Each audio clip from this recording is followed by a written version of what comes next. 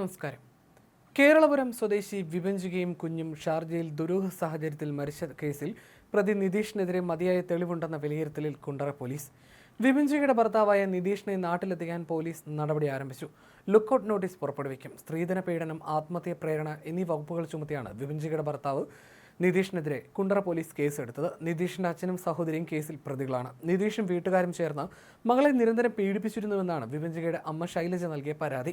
Video തെളിവുകളടക്കം police ശേഖരിച്ചിട്ടുണ്ട്. വിഭജികയുടെ ദേഹത്ത് മുറിവേറ്റതിന്റെ പാടുകളും ഇൻക്വസ്റ്റിൽ തെളിഞ്ഞു. ഈ സാഹചര്യത്തിൽ പ്രതിയെ അറസ്റ്റ് ചെയ്യേണ്ടതുണ്ട്.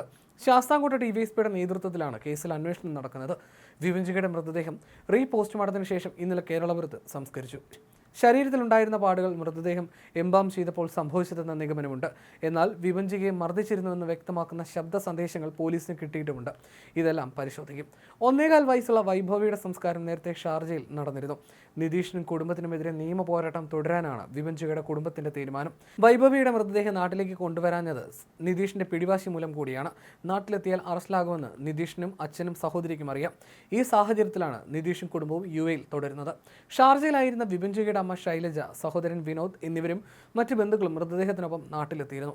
ഭർത്താവ് നിതീഷിന്റെയും വീട്ടുകാരുടെയും പീഡനത്തെ തുടർന്നാണ് വിഭജിക ജീവനൊടുക്കിയതെന്നാണ് ബന്ധുക്കളുടെ ആരോപണം. ഈ ആരോപണം ഉയർന്നതോടുകൂടിയാണ് മൃതദേഹം നാട്ടിലെത്തിക്കാനുള്ള നടപടികളും നീണ്ടത്.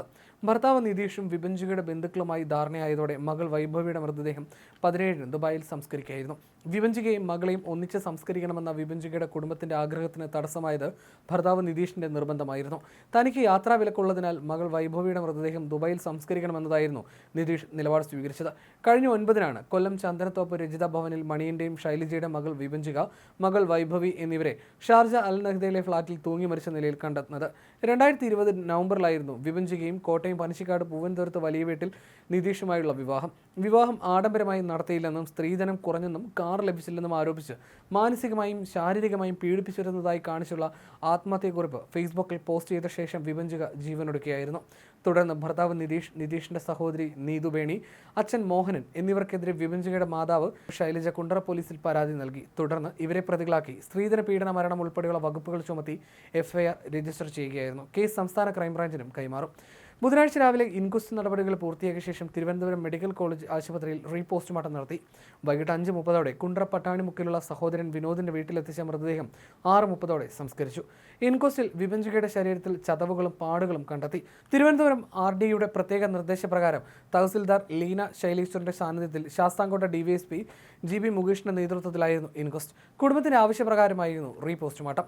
വിഭജിക UAയിലെ സ്വകാര്യ കമ്പനിയിൽ HR വിഭാഗത്തിൽ ജോലി ചെയ്യുകയായിരുന്നു. നിതീഷും UAയിലായിരുന്നു. നിതീഷിനും കുടുംബത്തിനും എതിരെ എടുത്ത കേസ് ക്രൈംബ്രാഞ്ചിന് കൈമാറും. ഇതിനുശേഷമാകും ലുക്കൌട്ട് നോട്ടീസ് അടക്കം പുറപ്പെടുവിക്കുക.